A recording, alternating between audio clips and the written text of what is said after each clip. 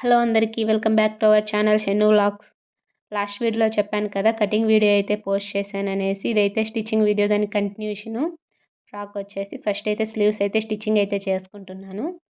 Lining అయితే attach చేసుకుంటున్నాను. నార్మల్గానే లైనింగ్ అటాచ్ చేసి టర్న్ చేసేసి అయితే టాప్లో అయితే స్టిచ్చింగ్ అయితే వేస్తున్నాను. షార్ట్ హ్యాండ్స్ ఇవి.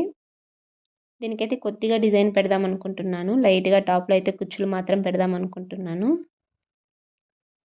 చాలా బాగా కనపడుతుంది చిన్నపిల్లలు కదా.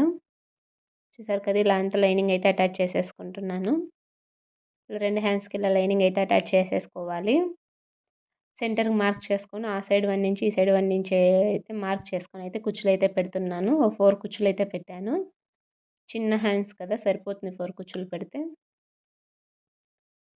సింపుల్గా డిజైన్ అయితే చాలా బాగుంటుంది. నార్మల్గా ఉన్నా కూడా చాలా ఈజీగా స్టిచ్చింగ్ అయితే చేసుకోవచ్చు. చూసారు కదా, ఇలా 2 హ్యాండ్స్ ఇలా అయితే రెడీ చేసుకోవాలి.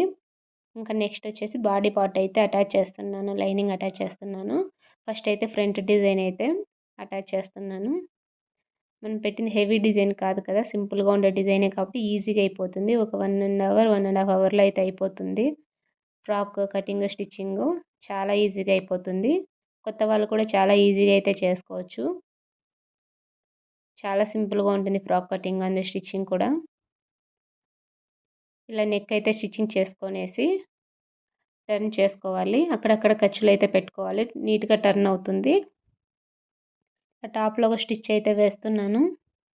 స్టిఫ్గా నీట్గా ఉంటుంది. మీకు కావాలంటే క్యాన్వాష్ కూడా వేసుకోవచ్చు. నెక్స్ట్ టైం ఎప్పుడైనా చూపిస్తాను క్యాన్వాష్ ఎలా వేసుకోవాలి నెక్కి అనేసి.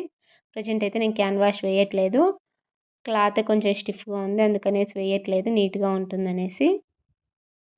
ఇంకా బ్యాక్ పార్ట్ కూడా అలాగే స్టిచ్చింగ్ అయితే చేసుకోవాలి. రెండింటికి లైనింగ్ అటాచ్ చేసుకొనేసి 2 అటాచ్ చేసుకోవాలి. Body part back part 2 front back. చూసారు కదా, ఇలా అటాచ్ చేసేసుకొని స్లీవ్ అయితే కానీ అటాచ్ చేయాలి. 2 స్లీవ్స్ ఇలాగే నాకు నీట్గా వస్తుంది. ఇంకా బ్యాక్ పార్ట్కి వచ్చేసి థ్రెడ్ అయితే అటాచ్ చేశాను టైట్ చేసేకి.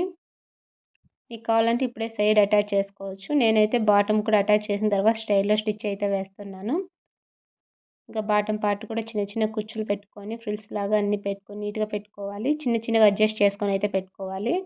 పెట్టేసుకొని లైనింగ్ అటాచ్ చేసుకోవాలి. అలాగే ఇంకా లాస్ట్లో సైడ్లో అటాచ్ చేస్తే ఫ్రాక్ స్టిచ్చింగ్ అయితే అయిపోతుంది. వీడియో మీకు నచ్చిందని అనుకుంటున్నాను. నచ్చితే లైక్ చేయండి, షేర్ చేయండి, కామెంట్ చేయండి, అలాగే సబ్స్క్రైబ్ చేసుకోండి. Thanks for watching.